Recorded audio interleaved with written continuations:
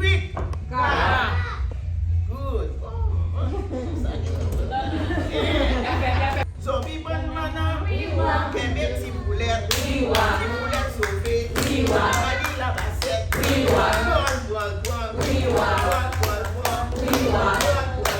Maintenir les traditions et principes d'antan, voilà le leitmotiv du centre culturel Little Haiti à Miami.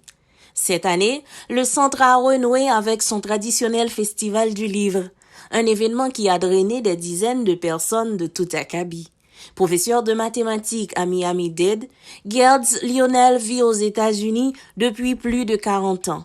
C'était l'occasion pour lui de présenter son premier ouvrage dans lequel il retrace son parcours de Port-au-Prince au Caille dans les années 60. C'est un livre qui parlait de 12 ans que je fais Port-au-Prince, un descend au Caille à l'âge de 1 an comme ça, et puis passer 12 ans au Caille dans les années 60, et c'est de ça que ça parlait, toute l'histoire qui arrivait dans 12 ans fait au Caillou. Et il y a près de 5 cailles qui ont été hérité. Chaque caille s'est organisée avec l'histoire par eux. Chaque caille s'est organisée avec un homme intérieur.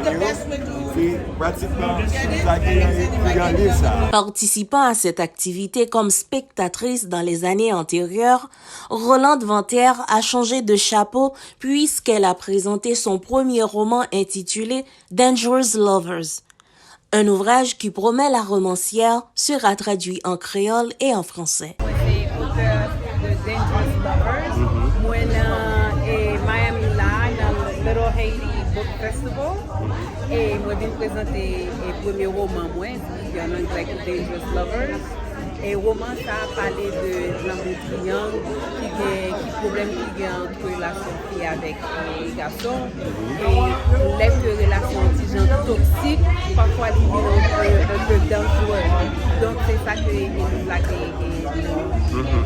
exposé, ce type de relation toxique, qui est même un peu dangereux. Militante féministe et fondatrice de l'organisation Néguès Marron, Pascal Solage était également de la partie.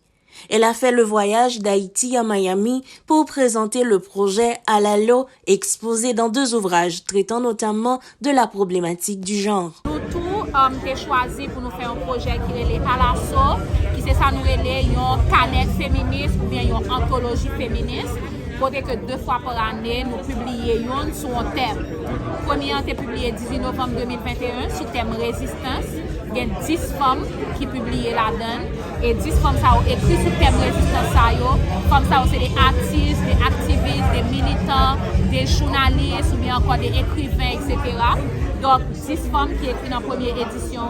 Et puis nous avons 10 femmes qui écrivent dans la deuxième édition, qui fait sur le thème frontières, qui aborde des problématiques migration, qui aborde des problématiques femmes, garçons, gens qui ont déplacé, quitté Haïti, ou bien gens qui vivent en Haïti qui sont obligés de déplacer, quitter zone à cause de la situation pays. Née et élevée à Little Haiti, Marlene Durozo n'a pas oublié la culture de ses parents. Chaque année, elle participe au Festival du livre de Little Haiti. Cette année, elle était venue présenter au public son ouvrage traitant du problème d'infertilité chez les femmes. C'est important pour venir dans le book fair aujourd'hui parce qu'il représentait culture haïtienne et en plus jeune monde qui ouais l'autre jeune haïtienne qui a écrit, a fait authorship pour aider l'autre monde. Et puis le livre that nous est venu parler aujourd'hui is It'll Happen by 30. Le livre là est important pour moi parce qu'il expliquait genre nous pas monde qui a souffert avec fertilité ou bien moun qui te fait miscarriage, puis yo ka gen une source avec un support pour aider yo si yo ta passé misère ça. Et puis gen des fois tout même si on moun pas d'expérience c'est ça, il est important pour famille avec amis moun nan connaît qui gens pour yo aider yo. Parce que dans la communauté haïtienne là en pile fois si on moun pas ka faire ti moun, ou bien y a souffrir avec ti moun yo perdu. Communauté a pas connaît qui gens pour yo aider yo. Habituée à participer comme maître de cérémonie, cette année la militante des droits de l'homme Marlène Bastien a montré ses autres talents cachés depuis très longtemps. Pour cette énième du festival, elle a présenté ses 2 nouveaux ouvrages. Je suis venu comme écrivain et je devais présenter 2 livres moi et 2 livres Simon m'écrit. Ok, quel livre vous écrivez aujourd'hui là? M'écrit The Adventures of Angelina, Ok. Les aventures d'Angeline, and Angelina in the Land of the Free. Ok, dès que ça livre ça vous parlez? Je parlais de difficultés, si moun immigrants rencontrés, le ABC adapté yo dans pays étrangers. Pour sa part, Fédo Boyer était en signature avec 3 ouvrages pour enfants en créole, question de mieux connecter les enfants d'origine haïtienne à la culture de leurs ancêtres. Moi j'ai une compagnie de traduction qui est les Creole Trends, et puis nous faisons livre Timon en créole tout. Et nous avons une première édition, c'est Jonas à la misère douce. Et nous faisons deuxième édition, c'est Coupé Chat avec Coupé Chien, Bal Coupé Tapon.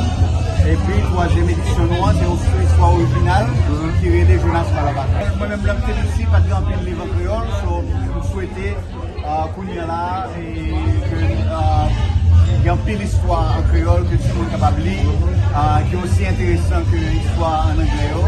Et je pense que si on a un livre ou une image qui accompagne, ça va encourager plus Simon, plus parents, les petits tout ça. Bien que l'activité vise la promotion du livre, les organisateurs n'ont pas oublié leur habitude de se défouler au rythme des instruments de la bande de Rara ayant clôturé l'activité de la journée.